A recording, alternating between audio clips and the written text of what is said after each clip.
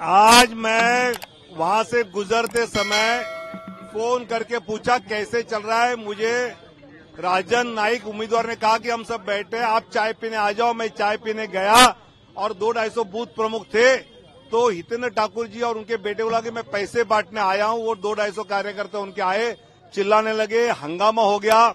मैंने police को कहा, चुनाव आयोग को कहा कि आप सीसीटीवी फुटेज देखिए, जो चेक करना है वो कीजिए।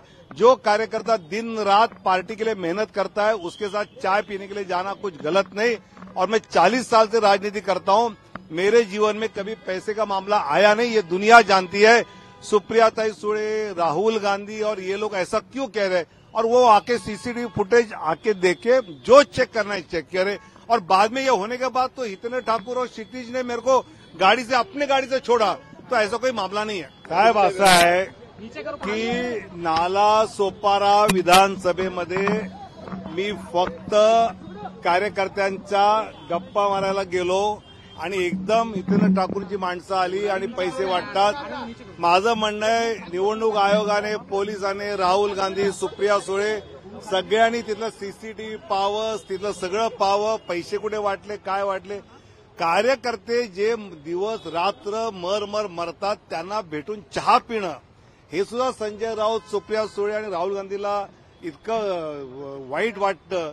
आणि मी 40 वर्ष राजकारणात एक दमडी कधी वाटली नाही। मी हितेंद्र ठाकूरांचं मत विधान परिषद मिळवलेलं आहे, मला नंतर बाहेर पडताना हितेंद्र ठाकूर आणि यांनीच सोडलेलं आहे।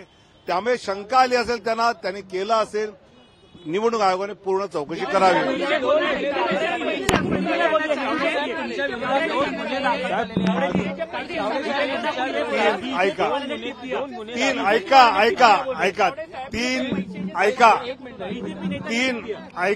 तीन तिथे एफआयआर दर्ज झाले।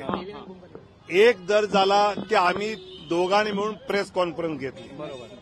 दुसरा दर्ज झाला की मी माझा मतदारसंघ नसताना तिथे गेलो। तिसरा झाला की हितेंद्र ठाकूर मतदारसंघ नसताना तिथे आले। हे 3 एफआयआर आहेत। पैशाचा एकही एफआयआर नाही। पैशाविषयीच्या सगळ्या बातम्या खोट्या आहेत, पूर्णतः खरं त्यातलं काही नाही।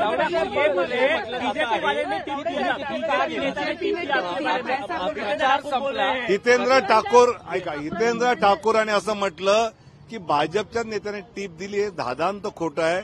नंतर मला गाडीत जाताना ते काय म्हणले तेही मला माहिती आहे, त्यामुळे यात काही तथ्य नाही। अरे टिप कुछ था ही नहीं तो टिप काय काय देंगे यार। सावळे साहेब, एक आहे की जे सतत म्हटलं जाते की प्रचार संपला तर मग तुम्ही त्या मतदारसंघात का गेला होता? मी तेच म्हटलं की मी ज्यावेळी प्रचार संपल्यानंतर लोकांना भेटायला जात असतो, मी राजांना फोन केला की बाबा काय पोझिशन आहे, तर ते म्हणजे चांगलं चाललंय, आम्ही जरा काही जण बसलो तर चहाला या, तर मी चहाला गेलो। इतकं साधं सोपं जे मी गेल्या 25 निवडणुकात करत आलेलो आहे। आता उद्धवजी आणि मी सुद्धा अनेक वेळा रात्री शाखांमध्ये फिरलेलो आहे युती असताना। हे सगळे राजकीय कार्यकर्ते, त्यामुळे तरी शंका आली आहे ना, तुम्ही पैसे तपासा, सीसीटीव्ही त्या हॉटेलमध्ये ते तपासा आणि जे मिळेल ते करा, माझं काहीच म्हणणं नाही। नोट जिहाद बोलाय तावडेजी, नोट जिहाद बोला